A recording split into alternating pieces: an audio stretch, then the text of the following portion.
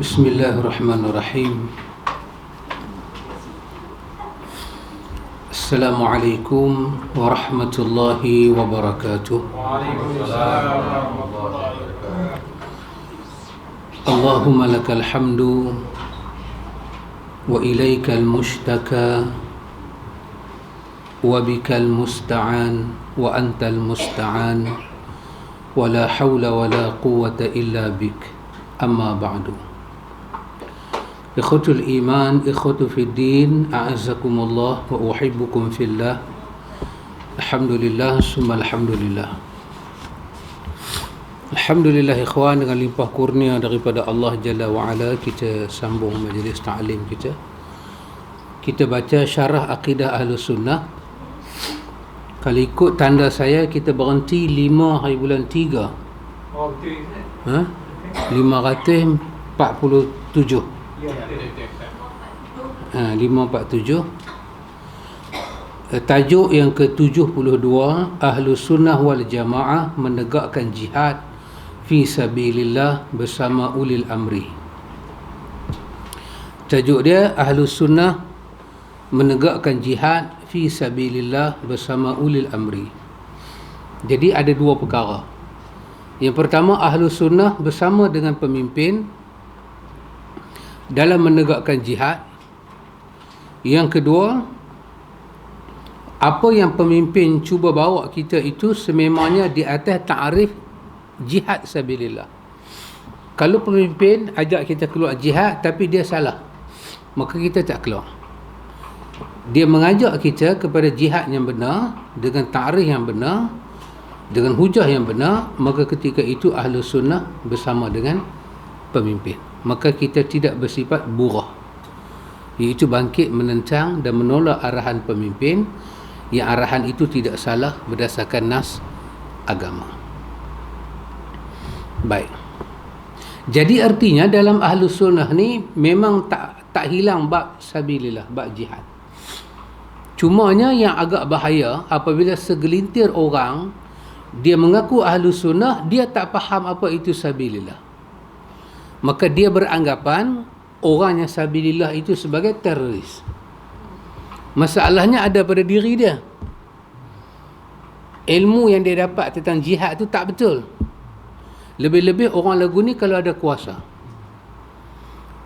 Kadang-kadang ta'arif jihad dia betul, tapi kerana amarah dia, kerana dia benci dengan satu puak, dia masukkan puak tu ke dalam teroris.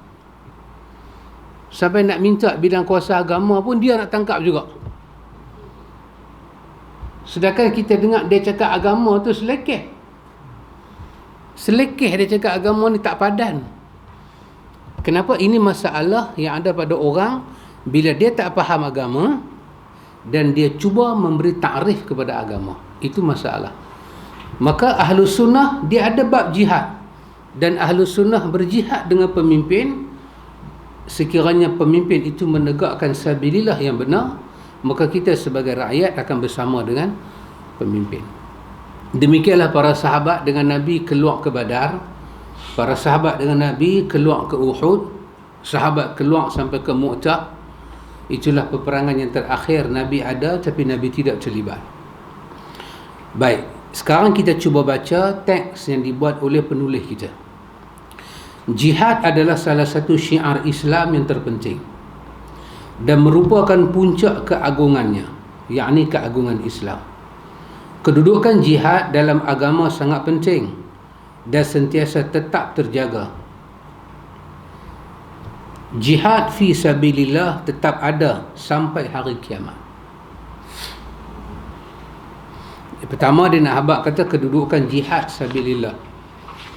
Jadi ini satu tajuk yang siapa-siapa pun nak bercakap, dia kena tahu bahawa kedudukan jihad itu dia adalah kedudukan yang kemuncak.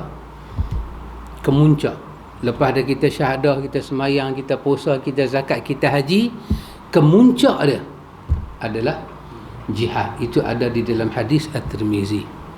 Dan hadis itu kita dah lalu dah dalam Riyadhus Salihin. Hadis Muaz bin Jabal. Jadi kalau orang tu dia nak hina perkataan jihad, dia kena tahu jihad dalam Islam ni duduk macam mana. Nanti kerana kebodohan dia bercakap tentang jihad, dia tak sedar yang dia hina tu adalah agama yang mulia. Jihad dalam agama ni ada dua. Di sini dia guna perkataan jihad fi sabilillah. Jihad fi sabilillah. Jadi kita kata ada dua jihad berdasarkan ayat akhir daripada surah Al-Hajj. Allah juga menggunakan perkataan wajahidu fillahi haqqa jihadih. Ini mungkin adalah ayat-ayat yang kita akan jumpa nanti. Allah menggunakan perkataan wajahidu fi sabilillah. Allah kata berjuanglah kamu pada jalan Allah. Penulis pun menyebut jihad fi sabilillah. Kalau jihad fi sabilillah, ada perkataan sabil, ini dia merujuk kepada maknanya khusus, iaitu pertempuran di medan. Yang berlaku di Badar, yang berlaku di Uhud, itu adalah fi sabilillah. Dengan maknanya khusus, berlaku pertumpahan darah, ini tentera Islam, ini tentera kufar, ini Islam, ini musuh Islam. Dan itu adalah keadaan yang paling terakhir setelah dakwah, setelah berunding, setelah itu, setelah ini, maka itu yang terakhir. Jihad yang macam tu nama dia sabilillah. Dalam surah Al-Hajj Allah menggunakan perkataan tanpa sabil. Allah kata wajahidu fillahi haqqa jihadih. Allah angkat perkataan sabil. Ulama-ulama kita kata ini dengan makna yang umum. Semua benda yang kita buat li'i'la'i kalimatillah, nak meninggikan agama Allah, dia masuk dalam jihad ini. Jadi ada jihad sabilillah dengan makna yang khusus, ada jihad dengan makna yang umum. Jihad dengan makna fi sabilillah itu terlalu besar, sehingga kan dalam senarai zakat yang ada pada ayat 60 dalam surah Taubah, Allah meletakkan sabilillah itu sebagai asnaf zakat. Ini orang nak pergi sabilillah, berjuang, tak ada kuda, tak ada itu, tak ada ini, kita boleh ambil duit kita bahagian zakat bagi ke dia, dan dia beli senjata pergi lawan. Yang dilawan itu adalah musuh Allah, musuh Islam. Dia ada bahagian daripada duit zakat. Maka kerana itu dikatakan jihad fi sabilillah ini terlalu besar makna dia. Tak boleh kita kata dia teroris. Tak boleh kata. Ini kalau ada orang kata lagu tu, ini termasuk orang-orang yang tak mengerti akidah, tidak mengerti makna jihad, dan orang ini wajib bertaubat dan membetulkan balik ucapan dia. Adapun yang kita duk main mengaji, kita mengaji macam ni, kadang-kadang kita tolong buat poster, sebarkan pada orang, iklan pada orang, ini termasuk fillah. Kita berjihad fillah, di jalan Allah juga, tapi fillah dengan maknanya umum. Baik, sekarang penulis cuba nak sampaikan kepada kita ta'arif jihad. Dan jihad ini ikhwan dijaga oleh agama dan dia ada sampai hari kiamat. Baik, secara bahasa kata jihad diambil daripada kalimat jahada, al-jahdu, al-juhdu, at-taqatu, al-masyaqqatu, al-wus'u. Ini kawan yang begitu bahadi dengan perkataan jihad, dia kena dengar ni. Dan saya tahu dia pun tak pernah dengar kalimah ni. Dia kena dengar ni. Jihad diambil dari perkataan jahada, al-jahdu, at-taqatu, al-masyaqqatu, al-wus'u, yang bererti kekuatan usaha, susah payah, dan kemampuan. Itu kalau kita pindah dari segi harfiah, dari segi bahasa alih, bahasa lughah. Arab kata jihad, dalam Arab tu juga diterjemah dengan makna apa? Bila kata jihad, dia kata at-taqah, al-masyaqqah, al-wus'u. Maksud dia apa dia? Dia merujuk kepada usaha yang kuat, masyaqqah, susah payah, al-wus'u, segenap kemampuan dicurahkan. Itu dari segi bahasa makna jihad. Baik, ada ulama kita menterjemahkan jihad dengan makna al-jahdu bererti kesulitan. Sama juga kesusahan yang kita lalui itu. Itu semua dari segi bahasa. Adapun jihad diambil daripada kata-kata jahada, yujahidu, jihadan. Masdar dia jahada, kata terbitan dia jahada. Daripada jahada jadi jahada, yujahidu, jihadan. Baru dia nak jadi dari segi istilah, dari segi yang kita nak pakai dalam hukum. Maka dia merujuk menurut istilah al-jihadu muharabatul kuffari wa huwa al-mubalaghatu wastifrahu ma fil wus'i wa taqati min qawlin aw fi'lin. Ini masuk dua ta'rif, ini masuk dua-dua makna jihad, sabilillah ataupun fillah tadi. Al-jahadu artinya memerangi orang kafir. Muharabatul kuffar, muharabatul kuffar, kita bertarung dengan dia, kita perang dengan dia setelah dia perang kita, setelah dia lawan kita. Muharabah bermakna kita bukan kata dia duduk sengat-sengat kita pergi tetak dia, dah, itu bukan muharabah. Muharabah ni setelah kita dibuat dulu, dia buat kita, maka kita pun menerima cabaran war tu. Muharabatul kuffar, kita lawan golongan kufar yang lawan kita, yang buat kita. Allah kata dalam surah Al-Hajj, uzina lilladzina yuqatilu biannahum zulimu, diizinkan kamu bunuh bala. Uzina lilladzina yuqatilu, kamu boleh bunuh dia balik, biannahum zulimu, kerana kamu dizalimi. Bukan kita yang start, dia orang yang start. Dan jihad ini kita kena faham lagi satu, kondisi situasi dia, bagaimana orang itu berjihad, tempat, iklim akan mempengaruhi. Kadang-kadang tentera musuh tu duk mai, sebelum dia sampai kita ambush dia, bukan kita serang dalam bentuk senjata, kita sekat dia. Ini kenapa? Ini kerana masalah geografi negeri. Ini masalah kerana musuh yang kita hadapi itu, musuh yang menguasai map, dia menguasai peta. So kalau kita tak bertindak pantas, dia sampai pada kita, kita angin. Maka kerana itu dikatakan peperangan itu adalah suatu penipuan, taktik. Illah berarti apa? Hilah. Kita punya hilah. Bagaimana kita berhilah dengan kelalaian orang, dia terlengah sikit, kita cepat bertindak pada dia. Itu semua masuk dalam strategi peperangan. Dan itu semua orang terima, tak ada orang kata apa. Tapi kenapa peperangan itu berlaku? Kerana muharabatul kuffar, kerana bertindak balas balik kepada tindakan orang kafir, kufar ini lawan Islam. Macam mana kita bertindak? Iaitu berusaha dengan bersungguh-sungguh mencurahkan kekuatan dan kemampuan, baik berupa perkataan perkataan atau perbuatan. Jadi jihad ni kadang-kadang dengan qaul, dan kadang-kadang dengan fi'il, kadang-kadang dengan perkataan, dan kadang-kadang dengan perbuatan. Jadi ta'rif yang diberi ini masuklah makna dua-dua jihad. Jihad sabilillah dia dengan fi'il, bangkit melakukan sesuatu. Jihad fillah kadang-kadang kita pakai lisan. Itu Allah sebut dalam surah Tahrim, ketika Allah kata kepada Nabi, ya ayyuhan nabiyyu jahidil kuffar wal munafiqin waghluz alaihim. Allah kata, wahai Nabi, berjihadlah kamu pada orang kafir dan orang munafik, dan keraslah kepada mereka. Maka para ulama tafsir kata, menghadapi orang kafir itu berjihad secara muharabah. Dengan munafik ni dia orang Islam, jihad kita dengan iqamatul hujah, matikan hujah.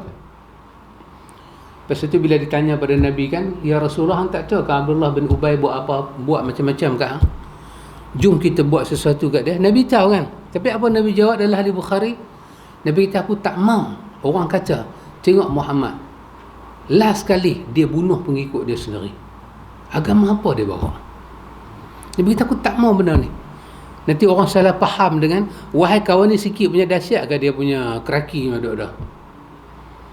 Dia buat sawarai kat Nabi ni, Allah Akbar. Apa dia tak buat kat Nabi? Sikit punya dia buat kat Nabi. Sampai yang terakhir sebelum dia mati, dalam riwayat Muslim, Nabi pergi ziarah dia. Cerita tu panjang, saya ambil point dia. Nabi sampai rumah dia, sahabat Ansar kata, ya Rasulullah, lupakanlah apa yang dia buat kat Rasulullah. Dia pun sakit lah, jomlah pergi ziarah. Tapi Allah mentakdirkan dia, Pakcik Bari, Pakcik Din, Pak Amir, dia duduk bukan di kawasan Qaryah Madinah. Dia duduk luar, dipanggil Ardul Sabiqah, tanah gersang yang jauh. Belah saya duduk. Bila Nabi sampai rumah dia, Allah cerita dalam surah Hujurat, bila Nabi sampai rumah dia, kawan-kawan dia kata, Muhammad mai dengan kawan-kawan dia. Nabi naik unta, Nabi naik apa itu, kalde. Dia papah diri dia bangkit, gamai dia kena COVID-19 kot time tu. Tu Nabi ucap sikit dia ni. Dia boleh kata dekat Nabi, dia kata, ilaika anni ya Muhammad, ilaika anni. Dia kata, minggirlah, minggirlah, jauhi aku Muhammad, kerana busuk unta tu lekat di baju kamu dan dia menyakiti hidung aku. Punya kawan ni. Patut sahabat yang dengar kan, dalam surah Hujurat, dalam hadis Muslim cerita, sahabat yang dengar tak boleh tahan lah. Biasa pendengar ni lah tak boleh tahan. Dia kata perut hang tu lagi busuk pada unta kalden Nabi. Bila kata lagu tu, geng dia pula tak boleh tahan, berlakulah berkelahi dalam rumah dia. Allah turunkan surah Hujurat.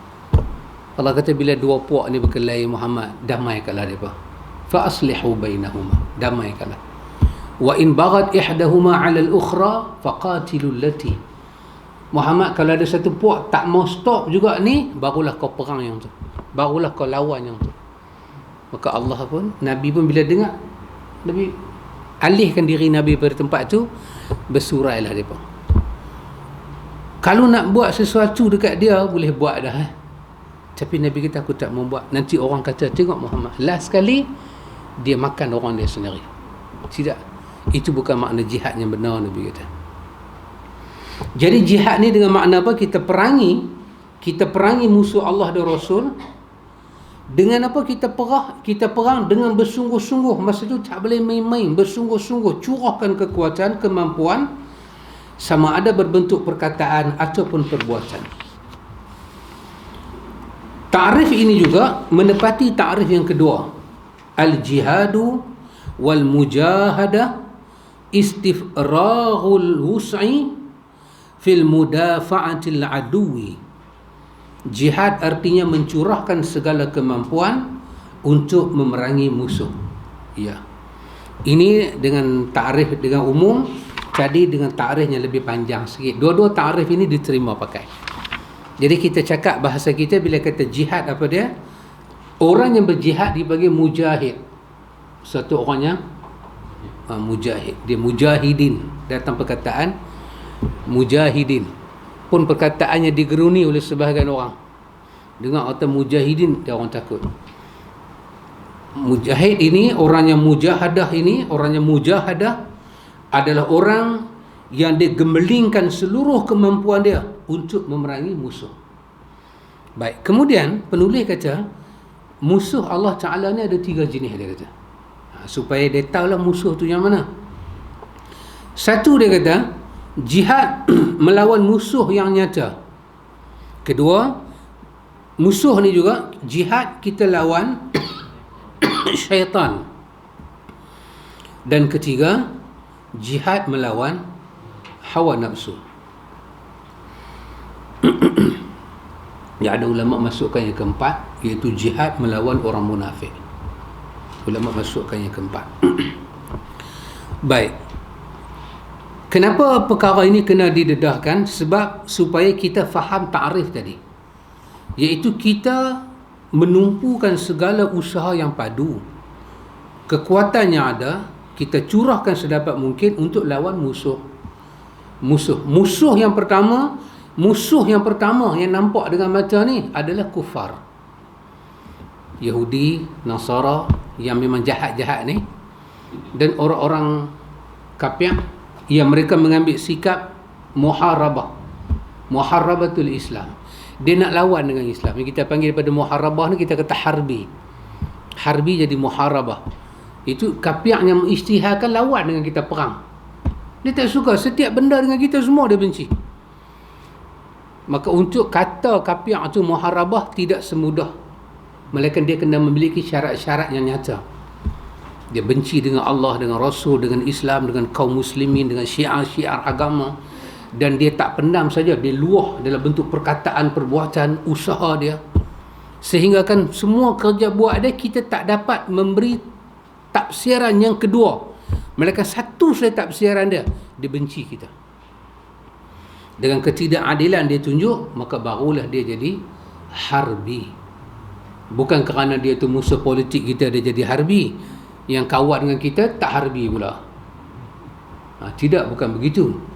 Dia memang musuh Islam. Musuh Islam ni, dia kawan dengan siapa pun dia akan tunjuk kata dia bermusuh dengan Islam. Cuma kita lah kot tak nampak masa kita kawan dengan dia. Kan orang kata, pakcik, saat bercinta ni saatnya indah. Semua elok. Semua elok. Keluar makan elok, kongsi ayat nyok pakai satu straw, pakcik. 2 straw ke satu, pakcik? Satu, siapa yang biasa buat, dia tahu benar ni. Kongsi. Tapi kita nak tahu true colour dia, kahwin lah. Tengok boleh kongsi. Selak-selak kita kena empuk dengan nyok pun ni. Zaman kita bercinta main lambat is okey, tak ada apa. Tapi zaman kita duduk serumah, hang kena bina rumah tangga, dini kena bina rumah tangga, kau kena berbuat untuk rumah, dini kena berbuat untuk rumah. Masa tu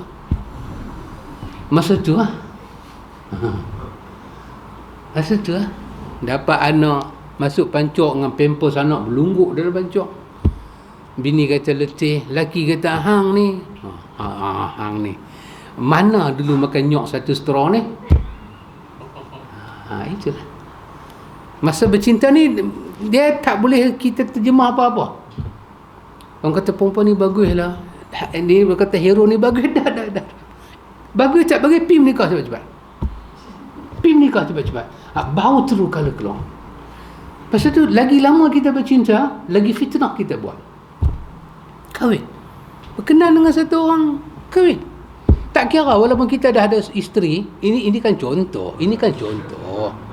Kalau kita dah ada isteri sekalipun, kita betul-betul berkenan dengan perempuan tu, pergi kahwin, jangan usung. Pergi kahwin. Lepas kita kahwin, pertama kita tutup fitnah. Yang kedua, lepas kita kahwin, baru kita tahu sehati, sejiwa. Baru tahu. Duit dia kita pakai, duit kita dia pakai. Baju dia kita iron, baju kita dia kena iron. Hari ni dia kemas tempat tidur, besok kita kemas, besok dia sapu rumah, lusa kita sapu rumah, pinggan, masak.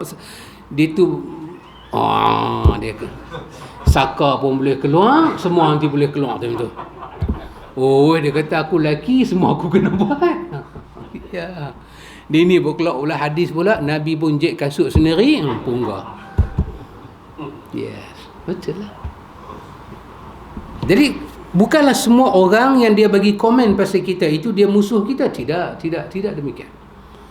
Bila dia musuh Allah, dia musuh Rasul, dia musuh agama ini, dia musuh syiar-syiar agama ini, dan dia tak duduk diam, dia buat sesuatu, dia bercakap, dia bertindak, dia menghalang, dia menyusahkan. Yang Quran kata apa?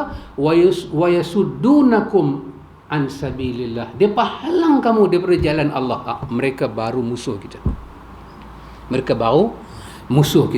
Maka musuh kita yang pertama, musuh yang nyata ni. Musuh yang kedua adalah syaitan. Kita kena lawan syaitan. Dan dalam hadis juga kadang-kadang disebut syaitan jin dan syaitan manusia. Bomo-bomo juga dipanggil syaitan. Kita lawan syaitan sungguh. Dan yang ketiga, kita lawan hawa nafsu.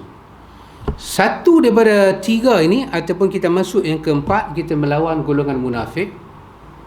Yakni kita kata orang pemuka-pemuka yang mereka ini pandai bermuka dalam Islam, tapi menyimpan hasrat tak baik kepada Islam. Mereka boleh pakat dengan orang kafir untuk bagi ruang banyak Islam. Dengan orang Islam mereka tersenyum, tapi di belakang kaum muslimin mereka buat agenda tak bagus. Itu juga termasuk jihad. Bila kita tumpu tenaga kita dengan perkataan, dengan perbuatan, harta benda kita, kita terlibat dalam berusaha melawan satu daripada 4 ini, maka kita termasuklah di dalam istilah ini. Kita seorang mujahid, mujahadah, seorang yang sedang bermujahadah, berjihad di jalan Allah. Syekhul Islam Ibn Taymiyah kata, dia kata tadi, cuma tadi saya duduk tengok, saya terlupa dalam kitab mana dia sebut, sama ada Majmu'ul Fatawa ataupun dalam kitab dia Minhajus Sunnah, antara dua tadi, antara salah satu pada buku tu.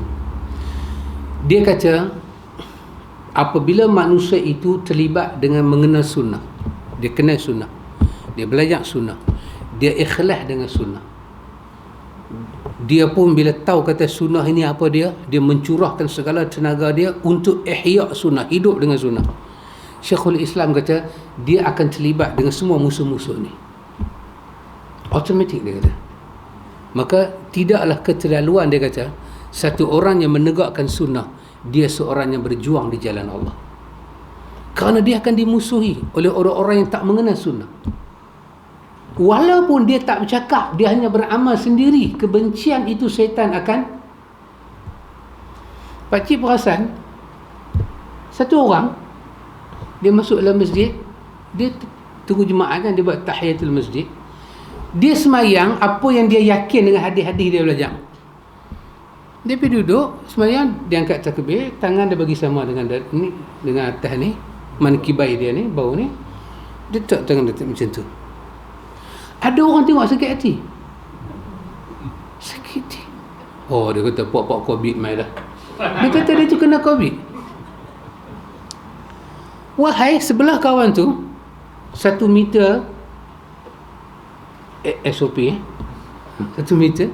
Kawan tu semayang Allahu Akbar kiri lagi. Dia tak sakit hati pun. Kawan tu mengkirikan lagi. Kan cari bawah ni, cari ke pusat, kiri lagi, bagi saya ingat. Dia tak sakit hati. Dia ni tak lagu tu dia sakit hati. Kalau dia bertanya kawan tu, pasal apa hang buat lagu ni? Kalau kawan tu jawab pendek pun, dia kata ada riwayat. Kalau dia bertanya kawan tu, kenapa sengit? Kawan tu kata ada riwayat. Korang-korang dia dengar ada 2 riwayat, okey lah. Tapi riwayat tu dia terima, riwayat ni dia tak terima. Hati dia sakit. Dia pergi, dia tahu kata rumah tu ada kematian, dia pun pergi, dia pun tanya. Dia kata nak tak simpan pukul berapa? Dia orang cakap lewat-lewat, kita lepas lohor kita simpan. Tu dia tanya, lepas tu kenduri nak buat pukul berapa? Lepas maghrib kan, lepas isyak? Kawan ni, anak ni jawab, tak, kadang kami mengaji tak ada kenduri arwah. Dia dengar jawapan tu, kebencian tu main. Allah, dia kata, oh, dia kata, hang Wahabi? Dengan berani dia tanya, dengan tak bersalahnya. Dia pergi rumah lain, dia tanya rumah lain bila pukul berapa nak buat kenduri, dia tu kata buat lepas isyak aku. Dia happy. Kalau dia tanya pada kawan tu, kenapa buat kenduri-kenduri orang mati ni, dia tu kata ada riwayat. Dia tanya kawan ni, pasal apa tak buat kenduri-kenduri mati ni, dia tu kata ada riwayat melarang. Dia benci. Riwayat suruh dia suka, riwayat melarang dia benci. Syekhul Islam Ibn Taymiyah kata, kau lihatlah syaitan, talbis dia begitu halus. Dia campak daripada diri dia, syaitan, dia guna orang, dia guna hawa nafsu. Maka seorang yang menegakkan sunnah, dia akan berjuang dengan semua ni, dengan orang, dengan syaitan tu sendiri, dengan hawa nafsu tu sendiri. Dan dia sebagai orang yang menjadi mangsa, mad'u, sasaran orang tu, dia sendiri kena lawan diri dia, bersabar, kerana ini adalah sunnah yang dibuat oleh Nabi Al-Mustafa. Allahu Akbar, ikhwan. Baik, 3 ayat jihad ini termaktub di dalam Al-Quran. Dalam surah Al-Haji ayat 78, Taubah 41 dan Al-Anfal 72. Ayat-ayat berkenaan dengan jihad ini, dia kata cuba tengoklah ayat itu. Dalam 3 surah itu sekurang-kurangnya kita jumpa. ayat ini. Menurut Al-Hafiz Imam Ahmad bin Ali bin Hajar Asqalani, yang terkenal dengan Al-Hafiz Ibn Hajar Asqalani, yang wafat pada tahun 852 Hijrah, rahimahullahu ta'ala, Ibn Hajar kata jihad menurut syar'i adalah mencurahkan seluruh kemampuan untuk memerangi orang-orang kafir. Itu menurut Imam Ibn Hajar. Istilah jihad digunakan juga untuk melawan hawa nafsu, syaitan dan orang-orang fasik. Adapun melawan hawa nafsu iaitu dengan belajar agama, belajar dengan benar, lalu mengamalkannya, kemudian mengajarkannya. Adapun jihad melawan syaitan dengan menolak segala bentuk syubhat dan syahwat yang selalu dihiasi oleh syaitan. Jihad melawan orang kafir dengan tangan, harta, lisan dan hati. Adapun jihad melawan orang fasik dengan tangan, lisan dan hati. Ini semua terlibat di dalam hal jihad. Wallahu ta'ala a'lam ikhwan. Allah Ta'ala yang maha mengetahui. Ada satu doa. Doa ni dikatakan doa yang termahal. Doa ni mahal. Pasal doa ni para ulama nak dapat doa ni pun bukan senang, susah. Dan melihat kepada makna doa ni pun dahsyat. Doa ni berbunyi begini Pak Cik Din. Allahumma rzuqna qabla al-mauti taubatan. Ya Allah, rezekikanlah kepada kami sebelum mati taubat. Sebelum mati kami dapat rezeki taubat. Wa 'indal mauti syahadatan. Dan ketika masa kami nak mati, roh nak keluar, kami mendapat syahadah, kesaksian. Atau juga boleh diterjemah dengan makna syahid. Kami mendapat syahid, mati sebagai syahid, syahadah. Wa 'indal mauti jannatan wa na'iman. Dan ya Allah, lepas wa ba'dal mauti, lepas daripada kami mati, kami diberi syurga dan nikmat-nikmatnya. Dahsyat tak dahsyat doa ni, Captain? Minta sebelum mati dapat rezeki taubat. Kira taubat ni kira anak tangga kita dengan Tuhan lah. Yang kedua, kita dapat apa? Masa nak mati tu dapat syahadah, kesaksian daripada Allah. Kita ni Tuhan saksi sebagai syahid. Dan yang ketiga, lepas daripada mati kita dapat syurga dan nikmat. Kira doa ni macam jami' lah, doa yang lengkap. Doa ni diwarisi daripada mulut ke satu mulut, dikatakan oleh para salihin, orang-orang salih. Kita pun amal, termasuk saya lah amal. Dululah, bukan sekarang, dulu masa duduk makan bertih tu amal. Cuba tengok dalam hadis Imam Muslim, Abu Hurairah radhiyallahu anhu cerita. Ini saya kata tadi, doa tadi sepengetahuan saya dikatakan doa yang termahal, pakcik. Termahal. Sebelum mati dapat taubat, masa nak mati dapat syahadah, lepas mati dapat syurga dan nikmat. Kita mau apa lagi, pakcik? Kita baca hadis Abu Hurairah cerita. Abu Hurairah kata Nabi SAW berdoa. Nabi kata, Allahumma aslih li dini alladhi huwa ismatu amri. Nabi kata, ya Allah, perelokkanlah bagi aku agama aku, kerana dialah tempat sandaran aku. Agama ni ismah, tempat yang duk jaga aku ni adalah agama aku. Jadi kau tolong aslih li dini. Allahumma aslih li dini alladhi huwa ismatu amri. Kerana dari agama itulah menjadi ismah urusan hidup aku. Di situlah tempat aku sandang, aku ambil pelajaran, benteng. Yang menjadi sumber kekuatan aku adalah agama aku. Kalau agama aku tak kuat, aku rebah. Satu. Yang kedua, Nabi kata apa? Nabi kata, wa aslih li dunyaya allati fiha ma'ashi. Nabi kata, ya Allah, elokkanlah duniaku, kerana di sinilah berlakunya kehidupan aku. Di sinilah berlakunya hidup aku. Aslih, kau islahkanlah dunia aku ya Allah, bagi dunia aku jadi baik, kerana di sini tempat aku berkehidupan. Dan kita boleh bayang Pak Cik Zul, kalau dunia kita tak cantik, rumah kita tak sempurna, kenderaan tak sempurna, pendapatan tak sempurna, apa jadi dengan hidup kita?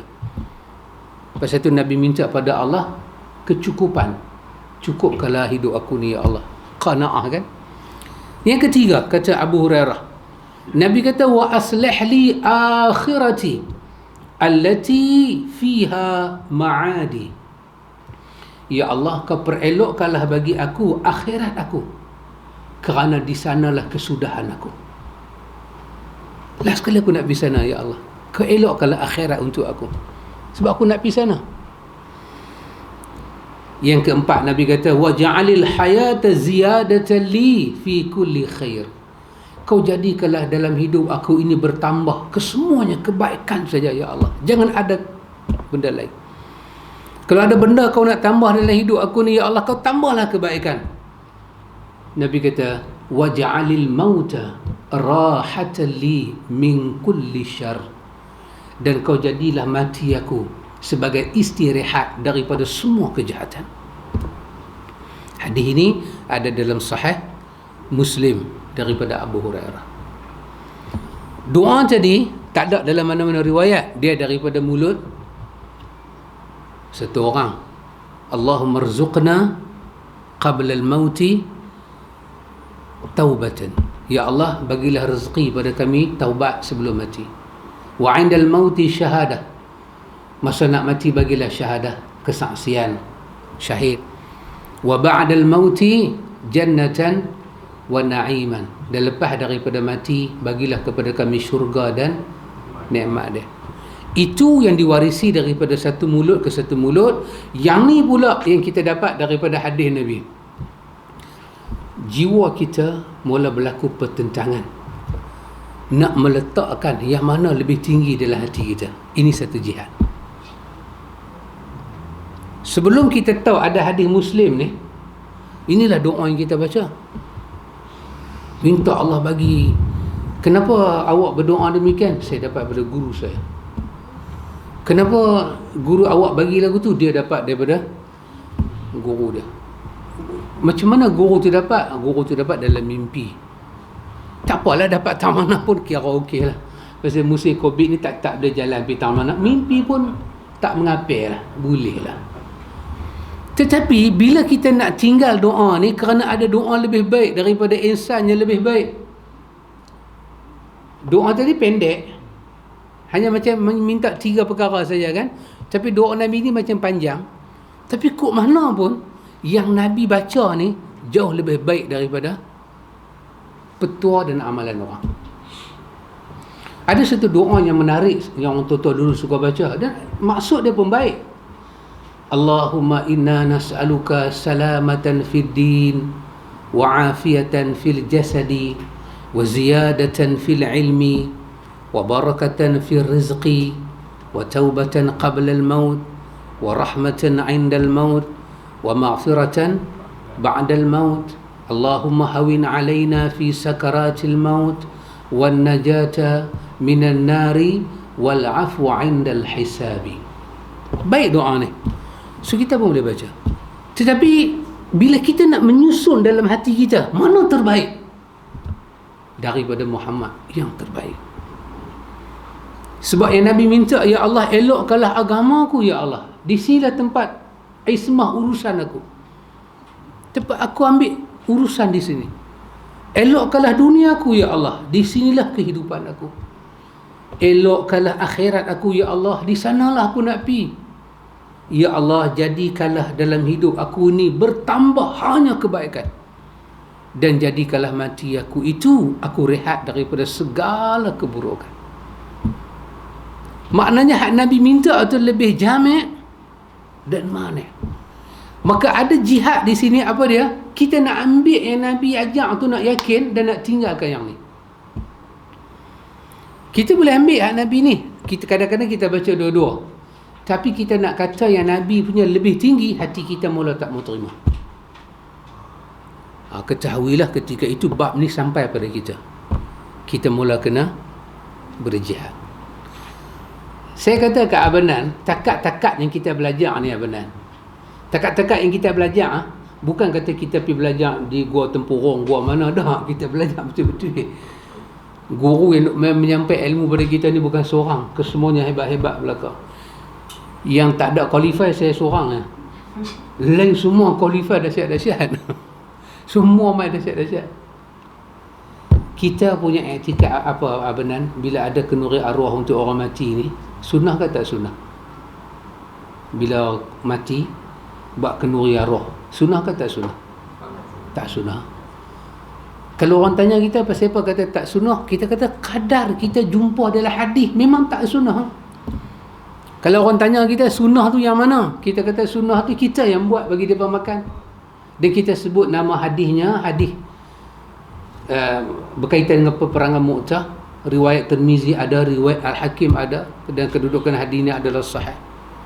Nabi kata isna'u li ali Ja'farin ta'aman, buatlah kepada keluarga Ja'far tu makan.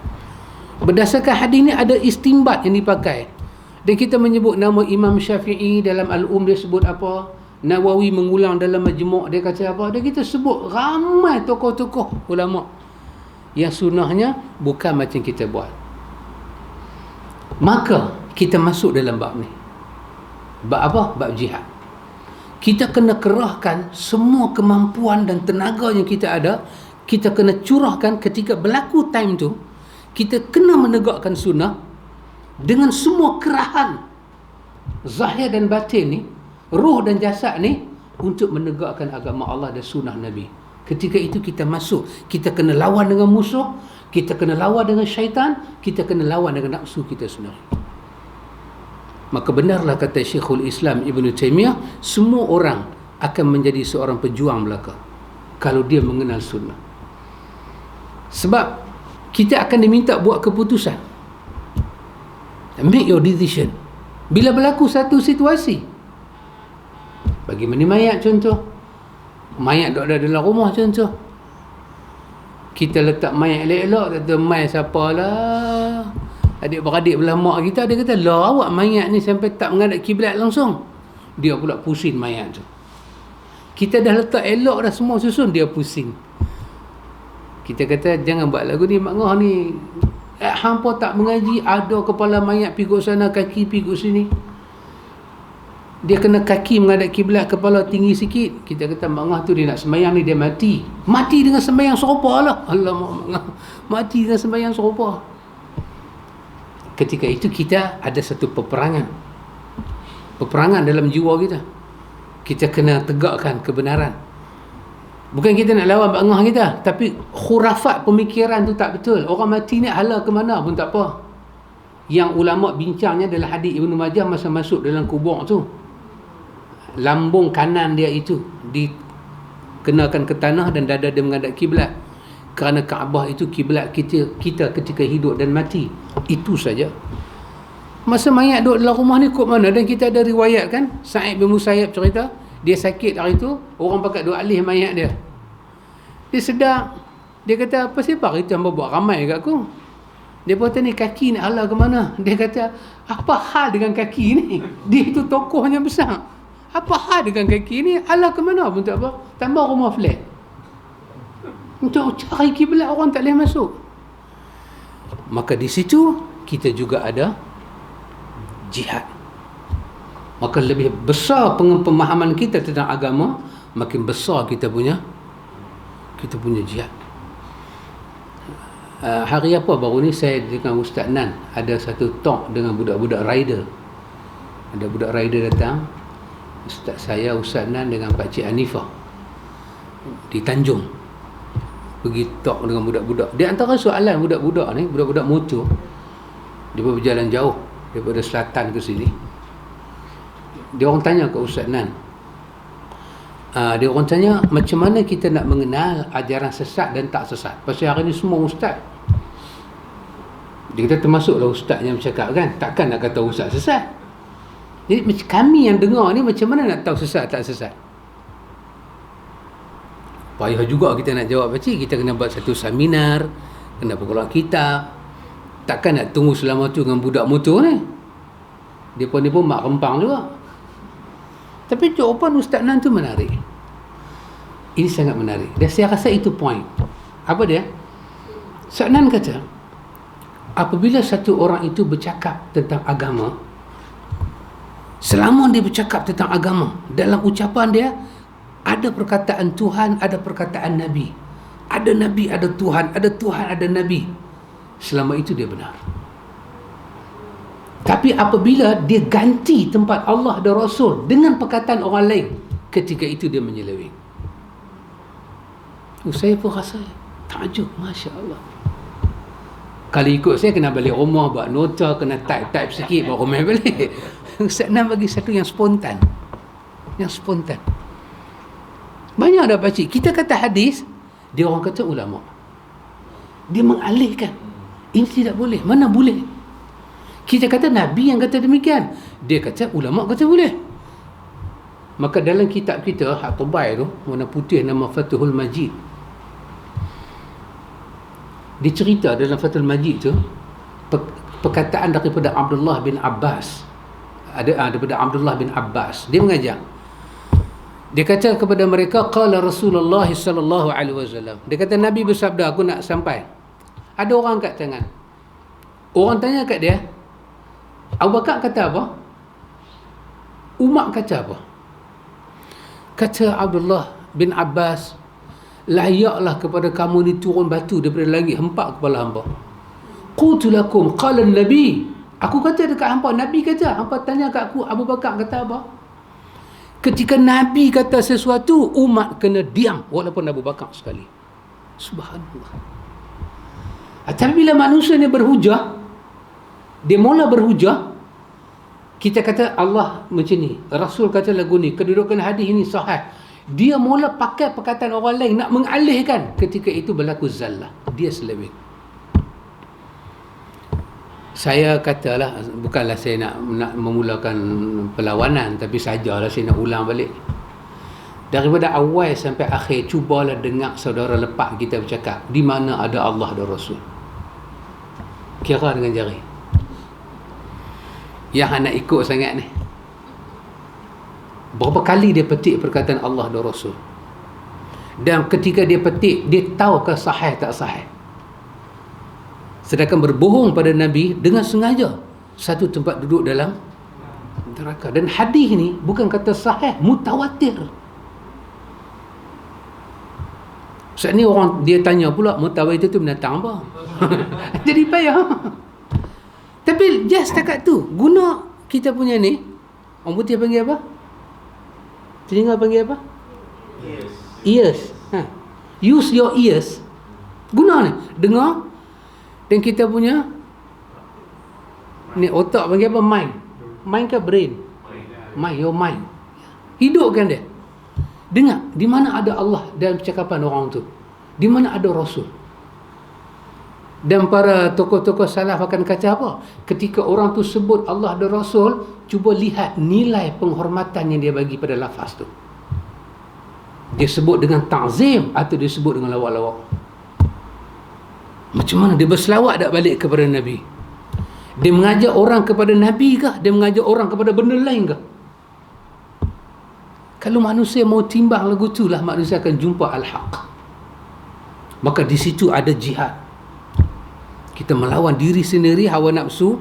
Bila kata hawa nafsu, kita tak ada lah hawa nafsu. Pakcik dia yang syaitan tak bertenggek. Dia mesti bertenggek. Dia mesti kacau, dia mesti kacau. Dalam perpatah Arab, dia kata apa? Dia kata apa nama? A'da. Apa nama? Macam itulah dia kata. Ingat apa nama? A'da'uka ma baina jambaika. Musuh kamu, apa yang ada di antara dua lambung kamu. Nafsu kita. Tak ada nafsu di depan kita ni yang iblis tak main kacau. Kalau iblis tak main kacau, nafsu tak jadi amarah. Tak jadi amarah. Tapi kerana dia kacau, dan masa tu kita kena ada jihad. Jihad ni maksud dia apa? kumpulkan kesungguhan, kekuatan kita nak melepaskan diri daripada zon yang tidak ada taat pada Allah kepada kawasan yang ada berkat. Lepas itu ulama kata benda paling susah kita lawan adalah sombong. Kerana itu dosa yang pertama dibuat dalam syurga, sombong. Oleh makhluk yang pertama dibuat, sombong. Aba wastakbara. Susah. Ya, susah. Kita kan dalam ayat Baqarah, wa minan nasi man yashtari nafsahu ibtigha'a mardatillah wallahu raufun bil ibad. Ayat ni ada asbabun nuzul. Tetapi ulama tafsir kata ayat ni merujuk kepada semua orang yang berjuang di jalan Allah. Dia lawan diri dia. Allah kata sebahagian daripada manusia, ada orang dia sanggup tergadai diri dia semata-mata mencari mardatillah. Dia nak redha Allah walaupun diri dia tu jadi sampah, jadi barang dagangan, dijual sana dijual sini, tak ada nilai, dia sanggup kerana dia nak mendapat mardatillah. Kita berjuang. Sebab bila kita berjuang dengan diri kita ni Pak Cik Bari, perjuangannya agak tidak mendapat penghormatan dan siapa pun tak tahu. Decision tu kita secara sendiri, kita yang bertarung cara sendiri. Kadang buruk sangka dalam diri kita, pemikiran, ilusi, emosi kita diganggu. Kita yang bertarung sendiri. Dia bukan satu perjuangan yang dipaparkan. Keputusan kita kena buat. Nak sembahyang cara Nabi, kita yang buat keputusan. Dikala kita duduk di tengah masjid yang besar, kita duduk saf yang kedua, ketiga ke, ribu mata tengok kita. Apa keputusan kita dengan ibadat yang kita nak berdiri di hadapan Tuhan? Kita berjuang dengan diri kita, bertarung. Kalau orang suruh saya jadi imam, katalah imam hari Jumaat, Pakcik, saya nak start sembahyang ke mana? Lagu macam saya ajak, ataupun lagu macam apa? Orang tu panggil binatang tu yang boleh tukar warna tu panggil apa? Apa sumpah? Amboi Pakcik orang putih. Apa chameleon? Sesumpah. Saya nak buat lagu tu ke? Dalam tak sesumpah pun duk kena sumpah berapi. Tak apa jadi sesumpah. Tak, orang duduk, kita katalah kita berada di hadapan orang besar-besar. Dia kata sila jadi imam. Kita pun pergi ke depan. Apa kita nak buat? Usalli fardal jum'ati. Kita mengajak orang Nabi salat tanpa usalli. Dan kita bertarung. Sebab kalau kita boleh semayang dengan tidak mendapat kritik daripada pemimpin, itu adalah anak tangga pertama untuk naik di atas. Kalau kita mula sembahyang, pemimpin tak suka pada kita, orang putih kata first impression tak cantik, kesudahan dia habis awalan wa akhiran. Itulah awal, itulah akhir. Ketika saya start baca Fatihah, saya nak baca macam mana? Dengan bismillah yang kuat atau bismillah yang pelan? Apa yang saya ajak pada orang? Saya berjuang pada orang, pelankan bismillah. Tiba-tiba katalah di belakang ni ada orang besar-besar. Saya pun kuat-kuat bismillahirrahmanirrahim. Saya pun tahu bismillah kuat-kuat tak salah mana, tapi saya tekan pada orang, pelankan. Kerana itu jauh lebih jelas. Tu saya nak baca surah macam mana. Lepas Assalamualaikum warahmatullahi, Assalamualaikum warahmatullahi, saya nak istighfar macam mana. Angkat mikrofon letak tepi ke? Atau macam mana? Astaghfirullah, astaghfirullah. Ikut saya. Lepas tu macam mana dengan doa? Sebab sebahagian pemimpin, mereka membayangkan kalau solat kita tak berdoa ramai-ramai, dia anggap solat itu tidak baca doa. Macam mana? Dan saya bertarung dengan jiwa. Benda yang saya bertarung ni apa dia ikhwan? Benda yang secara hakiki saya yakin kalau saya buat lagu ni saya sampai pada mardatillah. Kalau saya buat macam lain, saya tak sampai pada mardatillah. Tapi di belakang saya ni ada marda manusia yang begitu banyak. Kalah kita kadang-kadang. Kalah. Kita tengok Assalamualaikum warahmatullahi, Assalamualaikum warahmatullahi, dia isrifah lagi kuat daripada orang lain. Betul dia baca doa kuat, kita nak tengok muka dia. Hari tu forum sekali dengan aku. Forum sekali. Apa pasal jadi lagu ni? Habis-habis sembahyang, kita pergi kat kereta, dia himpit. Dia kata, Syekh nak hidup. Nak hidup, dia berkata, Syekh nak hidup. Dia panggil saya Syekh, pakcik. Dia kata nak hidup. Saya kata okey lah, nak hidup kira okey mampu. Ya. Pertarungan pakcik. Walaupun nama dia zikir. Ketiga macam pakcik, lagilah bertarung seorang muazzin. Ketika semua muazzin pergi di mikrofon, Astaghfirullahalazim, macam buat dosa besar-besar. Astaghfirullahalazim alladzi na'azan. Tapi dah terbiasa. Sedangkan dalam majmuk Nawawi kata kalau kita start azan bismillah pun tak sunat. Dalam majmuk bismillah pun tak sunat. Kerana lafaz azan tu lafaznya akbar dah. Astaghfirullahalazim, Allahumma salli ala Muhammad, subhanallah, la haula wala quwwata wa ra'sungguh. Lepas tu baru tu bila ada anak-anak muda kan buat kursus azan, anak-anak muda kata, oh pakcik susah azan. Ingat senang kan azan? Wahai, azan senang. Azan senang. Sama nak dapat haji mabrur pun senang. Tak susah mana Siapa kata susah? Siapa letak syarat puluh-puluh ni? Siapa letak syarat haji mabrur kena dapat ni? Siapa letak syarat tu? Allah meletakkan 2 syarat aja untuk dapat haji mabrur. 2 saja. Apa dia? Kau ikhlaskan haji kau untuk aku dan kau ikut Muhammad Al-Mustafa. Aku terima haji kau, aku bagi syurga. Sehingga para ulama kata, apa makna haji mabrur? Haji mabrur adalah haji yang kita tidak buat haji daripada tarikh kita miqat. Kita miqat, kita niat, kita masuk miqat sampailah kita wukuf di Arafah. Kita keluar daripada Arafah. Kita pergi ke Muzdalifah. Kita mabit di sana. Esok paginya kita melontak di Mina dan kita sudah boleh tahlul. Kita mengikut cara Nabi 100%. Itulah mabrur.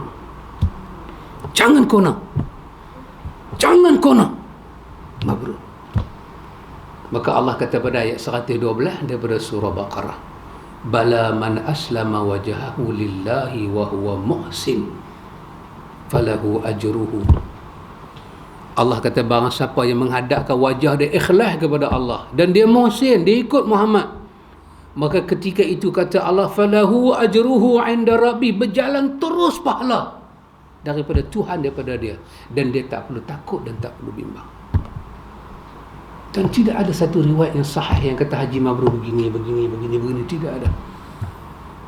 Set dalam kepala kita, semayang mabrur, haji mabrur, umrah mabrur, sedekah mabrur, zikir mabrur. Mabrur maksud apa? Diterima.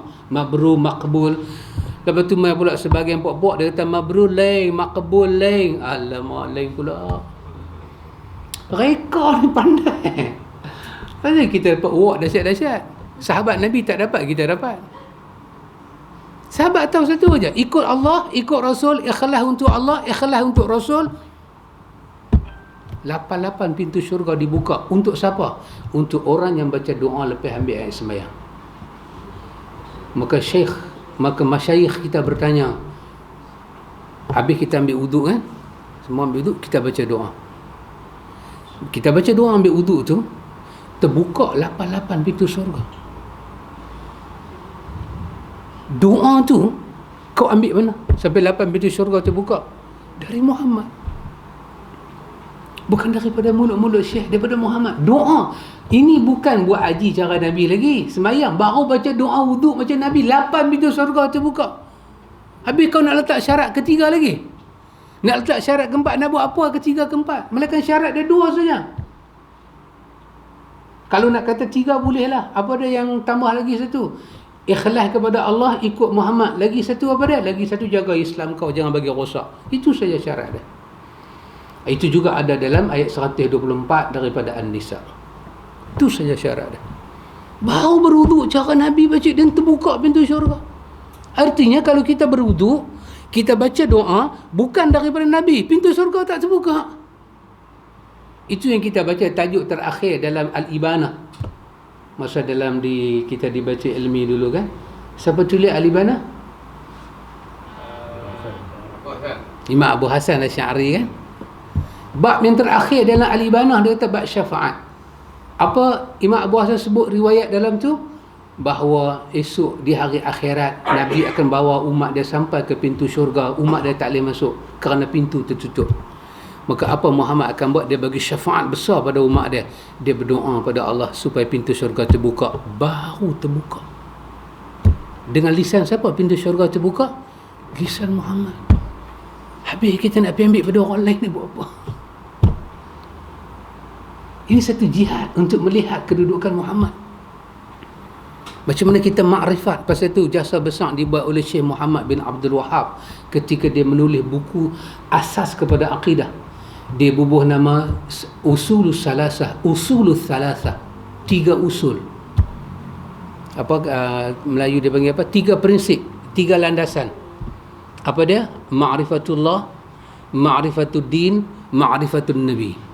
Kenal Allah, kenal sifat agama, dan kenal Muhammad. Kau sampai ke syurga. Kau dianggap kenal agama. 3 buku ni kecil aja pakcik. Nipis aku tu je dia punya matan, tapi syarah dia panjang. Buku tu saya ingat kita khatam rumah Pak Long. Kita khatam Pak Mi tak ingat kan, tapi saya ingat. Saya pun ingat 9, 10, 20 pun saya ingat juga. Kan? Ya.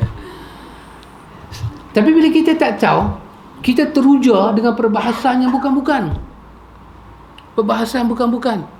Kononnya nak dapat haji mabrur, sebelum pergi kena salam dengan semua orang. Minta maaf kat semua orang. Macam nak masuk puasa hari tu kan. Dah nak masuk awal Ramadan ni, minta maaf lah dengan semua orang. Lepas tu dah habis puasa raya, pergi minta maaf balik. Kerja minta maaf tak habis-habis. Main COVID salam pun tak boleh. Orang Melayu bila minta maaf tak boleh salam kan tak sah. Minta maaf tu pasal tak boleh salam. Tak ada benda tu semua tak ada. Sentiasa ingat dalam kepala kita. Kita nak buat haji, nak buat umrah, jaga Islam kita. Akidah kita jaga. Yang kedua jaga apa? Ikhlas kita. Yang ketiga kita jaga apa? Pelaksanaan kita ikut Muhammad. 5 perkara tu kita jangan lupa kan. Ibadat ni ada nama, 1. Yang kedua, ibadat ni ada masa. Ketiga, ibadat ni ada cara. Keempat, ibadat ni ada jumlah. Kelima, ibadat ni ada 5. Yang kelima saya tak ingat. Tanda tua. Tanda tua pakcik pelan tak ingat lah. 5 perkara tu kita kena ingat. Setiap ibadat punya nama, Nabi yang kena buat nama, bukan kita. Habis kita ambil wuduk, kita nak sembahyang 2 rakaat. Sembahyang tu nama apa? Sunat wuduk kan? Siapa sebut nama wuduk? Muhammad. Bukan kita buat nama. Kita keluar daripada dia ni ambil wuduk, dia sembahyang 2 rakaat. Dia ni pula masuk tandas. Masuk tandas, pergi kencing ke apa lebih kurang, pergi fire semua, dia keluar. Habis dia keluar, dia ambil wuduk, dia keluar mai. Dia pun nak buat sembahyang 2 rakaat. Kita kata sembahyang apa tuan nak buat? Saya nak buat sembahyang sunat istinja. Pasal saya baru istinja. Kita tanya kat dia, nama tu siapa boh? Dia kata, ustaz saya boh, ada dalam kitab. Tak boleh ada dalam kitab, dia kena ada dalam hadis yang sahih. Tak boleh ada dalam kitab, kena ada dalam hadis yang sahih. Kerana nama ibadat kena Muhammad yang sendiri bubuh. Sebab Muhammad tak pernah bikin ibadat, dia daripada Allah. Ibadat ni kena ada masa. Masa bila nak sembahyang sunat wuduk? Lepas wuduk Antara sembahyang sunat wuduk Pak Din dengan baca doa wuduk, yang mana dulu? Doa wuduk dulu Dia habis ambil wuduk, pergi sembahyang, baru baca doa. Tak kena. Masa tu kena. Kita maghrib pun tak buat lagi. Tengok baru lagi 5 minit orang nak maghrib kan. Apa betul baca tasbih siap-siap subhanallah 33, alhamdulillah 33. Sekali lepas sembahyang tak buat dah. Kan buat benda cepat-cepat kan bagus baca. Lepas sembahyang boleh relax. Tak boleh. Tak dikira wirid. Kenapa? Masa dia. Muhammadnya yang tentukan. Kemudian cara ibadat. Cara ibadat Muhammadnya aja. Kita tawaf. Tak pernah terfikir kita. Bukan terfikir. Tak pernah terfikir. Lama tak fikir Haji. Tak pernah terfikir kita. Dalam semua benda kita start belah kanan, tawaf habis start belah kiri. Apa hal? Kiri pun kiri. Kenapa? Kerana Muhammad ni ajar. Kalau lain daripada Muhammad, macam ni Pak Amir kan. Katalah kita tengok satu kawan, dia ambil teh, dia pakai tangan kiri, dia minum dengan kiri, dia minum, dia bismillah lah. Pokok dia pegang dengan kanan, sayang juga nak buang tu nyawa tu, dia bagi kiri. Kita kata dia sahabat, ambil dengan kanan, makan dengan kanan. Dia kata tawah pun belah kiri. Allah, kita jam. Tawah dalam Masjidil Haram lagi. Ini aku minum di kedai kopi. Takkan tak boleh kot? Dia kata ini adalah kias. Tak boleh. Kenapa tak boleh kias? Kerana itu Nabi ajak start lagu tu. Yang ni Nabi ajak buat lagu ni. Cara mesti dari Muhammad. Masa tidur punya zikir dengan lepas sembahyang punya zikir tak sama. Tak sama. Masuk tandas, keluar tandas tak sama. Lama dah baca doa masuk tandas pakcik. Tukar pula masuk tandas baca ghufranak masuk.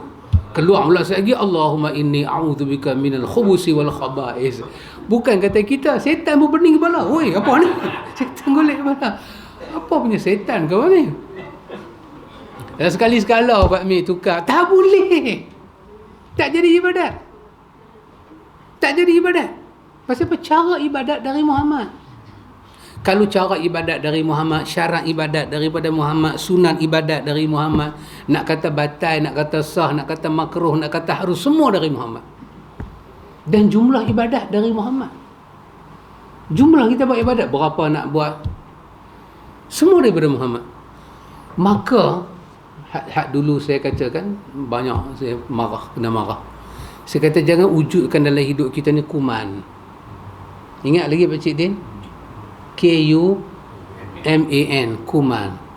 K itu apa? Kitab kata. U apa? Ustaz kata. M apa dia? Masyarakat. Duk buat lagu tu. A apa dia? Adat kita. N apa dia? Niat kita baik apa? Jadilah kuman. Orang baca hadis, dia kata dalam kitab ada. Kita baca hadis, dia kata ustaz kata. Kita baca hadis, dia kata dah masyarakat, majoriti duk buat lagu tu. Kita baca hadis, dia kata ada, kita orang Melayu, kan lepas mati buat kenuri. Memang kita tak ada Mak Mi, tapi niat kita baik apa Mak Mi. Alah sekali bukan jadi ibadat, jadi kuman. Kuman tak boleh tolak sunnah. Tak boleh, sekali-kali demi Allah tak boleh. Maka berlakulah jihad hak kita duk belajar ni. Kita kena memutuskan ke manakah pilihan kita. Baik, dia kata kemudian perkataan daripada Al-Hafiz Ibnu Hajar tersebut sesuai dengan hadis Nabi sallallahu alaihi wasallam. Nabi kata jahidul musyrikina bi amwalikum wa anfusikum wa alsinatikum. Berjuanglah melawan orang-orang musyrik dengan harta, jiwa dan lisan kalian. Ini disebut dalam hadis Ahmad daripada Anas bin Malik dengan hadis yang sahih. Jadi inilah jihad, melibatkan perbuatan, melibatkan hati, melibatkan lisan kita dan melibatkan harta benda kita. Kemudian dia kata jihad menurut Syekhul Islam Ibn Taymiyah. Kita sambung. Wallahu a'lam. Subhanakallahumma wa bihamdika asyhadu an la ilaha illa anta. Besok hari Selasa, lusa hari Rabu. Hari Rabu kemudian kita 1 Zulhijjah. So kan kita 1 Zulhijjah.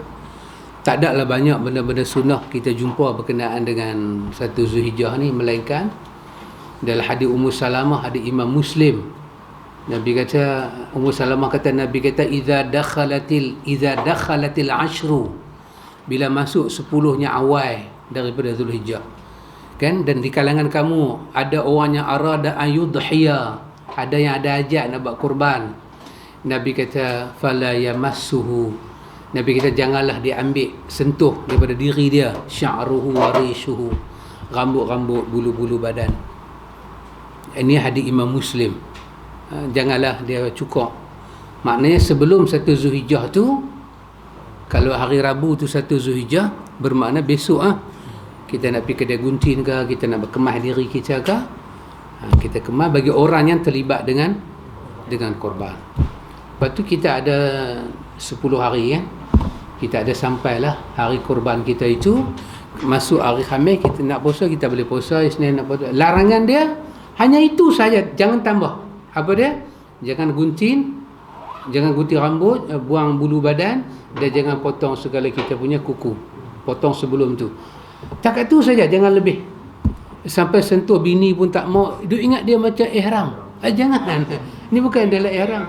Tak boleh. Jangan pak cik. Kita bukan ihram. Dan jangan ingat kita adalah ihram.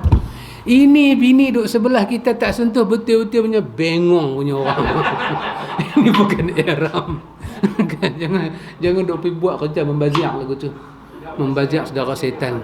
Ada ustaz mengatakan Ya. bila kita nak korban, Ya. kita sebagai kita pakai ihram. Pantang larang dia menyentuh dia pada dengar ustaz. Oh, Ustaz ya Allah. kawan. Tapi kalau kita tanya adalah hadis, kadang-kadang tak ada. ustaz kata kita jaga 3 perkara. 3 tu saja. Segala kita rambut, Kuku kita. selesai masalah. Itu saja, tak ada Tapi apa. dia pada dengar ustaz. Tak ada. Ibarat macam kita dalam Ihram. Kita bukan dalam ihram. Jalan pun nak kena buang kepiah. Tidur tak boleh selimut. Kasut-kasut ni tak ada pakai, kena pakai slipper. Kan? Lepas tu nak pergi Arafah tahu mana hukum. Tak ada. Itu saja yang ada. Kemudian tidak ada satu ibadatnya khusus. Ibadat-ibadatnya umum. Ibnu Qayyim kata, bagi siapa yang mengharapkan ibadat dia diterima dengan satu ibadat yang besar, dahulukan dengan sedekah. Dalam kitab dia Ad-Da' wa Dawa.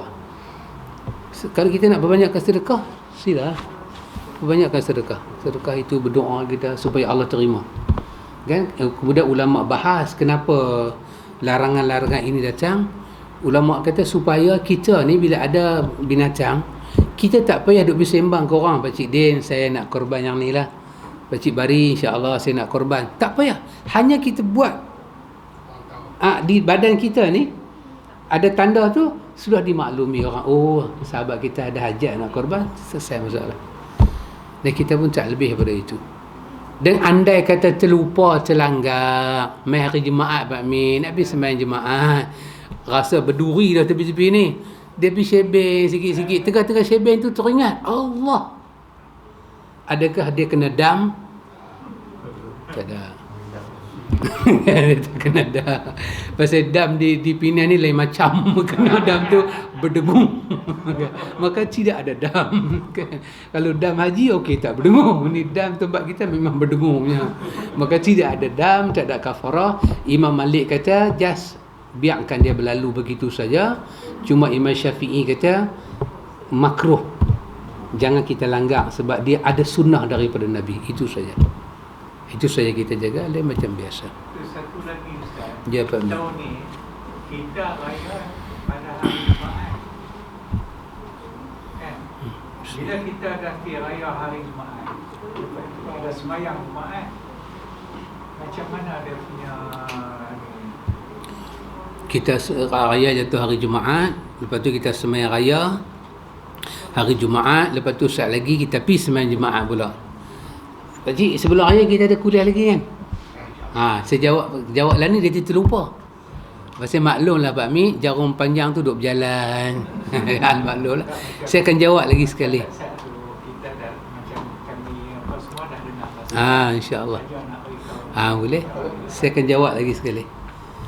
Senin depan tak raya lagi kan? Ada lagi, insyaAllah. Saya akan jawab. Bagi masa dekat-dekat kan? Sedap kita jawab. Hari Khamis depan pun hari wukuf. Khamis depan wukuf. Kita puasa, kita dapat kuliah boleh. Buka puasa ramai-ramai Bagus juga kita dengar pakcik bagus. Hari Khamis tu pun Khamis depan lah. Khamis depan. Khamis depan ni bukan Khamis ni. Bukan. Lagi satu. InsyaAllah. InsyaAllah saya akan jawab insyaAllah. Wallahu ta'ala a'lam. Subhanakallahumma wa bihamdika asyhadu an la ilaha illa anta astaghfiruka wa atubu ilaik.